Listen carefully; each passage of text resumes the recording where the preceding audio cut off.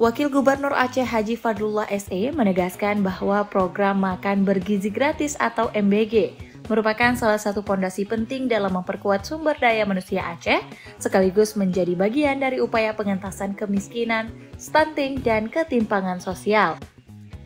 Hal itu disampaikannya saat menjadi keynote speaker dalam acara Dupakat Nasional Tata Kelola Dapur MBG yang digelar di Fakultas Ekonomi dan Bisnis Universitas Syakuala pada Senin 7 Juli 2025.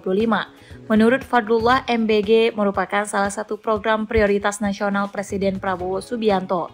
Ia menekankan bahwa pelaksanaan MBG bukan hanya sebatas pemenuhan hak dasar warga negara atas pangan bergizi, namun juga bagian dari investasi jangka panjang untuk kualitas manusia Aceh. Wagub juga mengaitkan MBG dengan penguatan ekonomi berbasis koperasi, di mana ia menyebutkan saat ini pemerintah Aceh tengah menyiapkan lebih dari 6.500 desa yang akan memiliki koperasi aktif yang dapat mendukung kelancaran dapur MBG dan distribusi pangan antar wilayah.